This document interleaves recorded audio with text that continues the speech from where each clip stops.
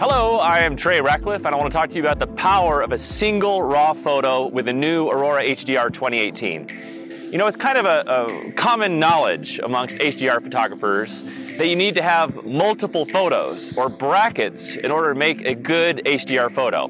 Well, that's just not the case with the new Aurora. A single raw photo can be amazing. You know, a lot of times you're out shooting and there's moving subject matter and you only have a single raw, or maybe you have a ton of old photos in your library that are single raw photos. Well, this will give you a chance to breathe new life into them. Okay, so we'll head back to my studio. I'll show you how easy and how fun it is. Not only that, but you're gonna see how much more powerful Aurora HDR is to edit your single raw photos rather than using just Lightroom or just Photoshop. Hello and welcome to this fun demo. I'm going to show you the immense power of a single raw file.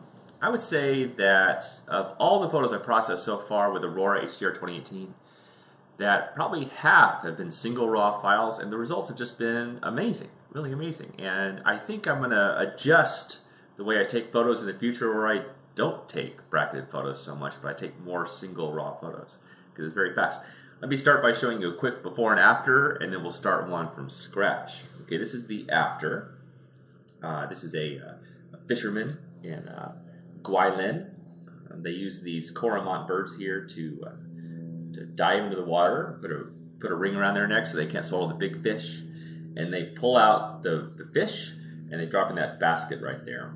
Here's the before. This is what came right out of the camera, and then it got into this, which I feel like has a lot more emotion. The color is more vibrant.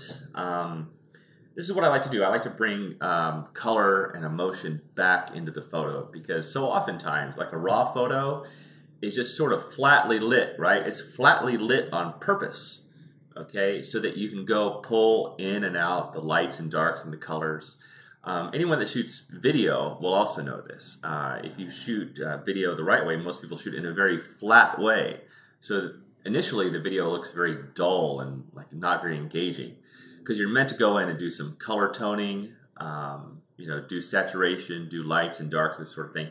Same way with a raw photo. I think there's a lot of photographers out there that'll make you feel like you've got to get it right in camera, otherwise you're not a real photographer. Don't listen to those people, okay? A camera shot is meant to be manipulated and played with and toyed with, right?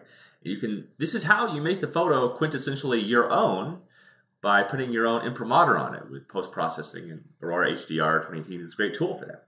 Okay, so let's work on another one here. Let's go over here into Bridge, and I'm going to pull in this shot right here, okay? And I will turn on tone mapping. You'll notice that when you bring in a single raw photo, you have this option to turn on tone mapping, which yes, you want.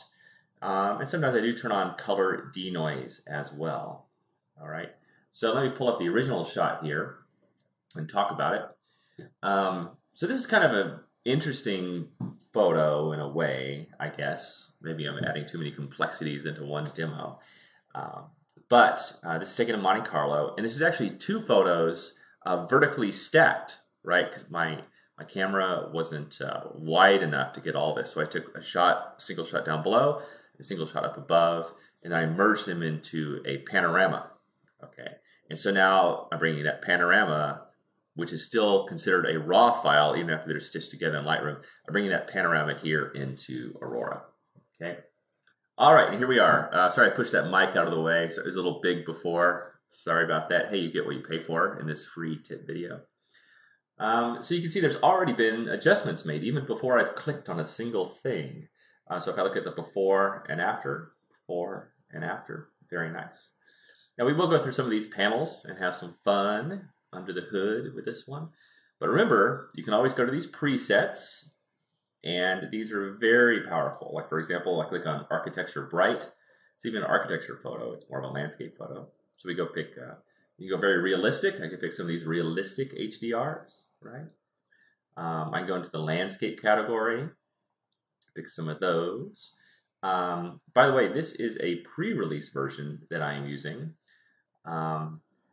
And soon, actually at launch, you'll be able to go click on Get More and get my presets. I'm going to have one volume of about 12 or 13 that ships with it, but I'm going to have volume 2, which is going to have over 20.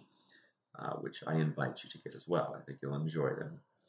Okay, so let me get rid of the presets and let's start over from scratch. Okay, so I'm going to click this thing. I'm going to say reset all filters. Okay. If I wanted to do some lens corrections, I could click on either one of these and make these adjustments, right, which is pretty handy. Click here and I could adjust the distortion, so on and so forth. That's one of the nice new features. Another nice new feature is this history panel, so you can do non-destructive editing. But here we'll try to do everything with just one layer. You can do multiple layers, do different effects in different areas, but we'll just do it with one here. So this is Hdr Enhance. This is a new slider, which I quite like.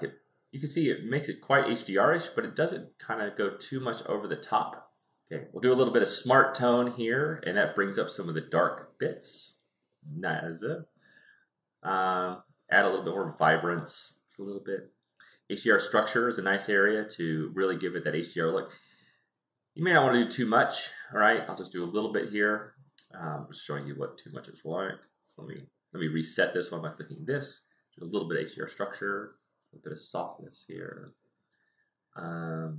No real need for denoise, but this would really, if you look at the sky when you do this, it really makes the sky super smooth, right? If you have any kind of, sometimes it's kind of nice on the water too. If you look at the water before and after, the smooth water is actually pretty nice.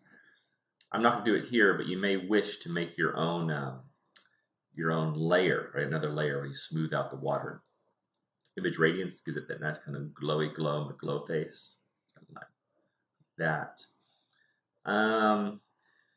Let me end this little thing by talking about Hdr Details Boost. Okay, so let's zoom in here to 200%. Let's go down by all these nice little buildings down here, where all these uber wealthy people just kind of stick their yachts there all year long. And here, let's play with Hdr Details Boost. So you can think of this like sharpness, really. So as I pull these things up, it gets sharper and sharper. It's a little bit like unsharp mask. So you look at before and after. Just look how all those details just pop out. Incredible, eh? I kind of went a little extreme with this one, right? Just for the sake of a demo. But you can see what the sharpness has done there. Really, really nice. Okay. All right. So in almost no time, we had a fun little experience here with this photo. I think it turned out pretty cool. Let's look at before and after. And of course, this thing is a little thing where you slide back and forth. Yeah, to me, it's just much more alive and interesting, and it feels more like it did when it was there. All right, well, I hope you enjoyed this little demo.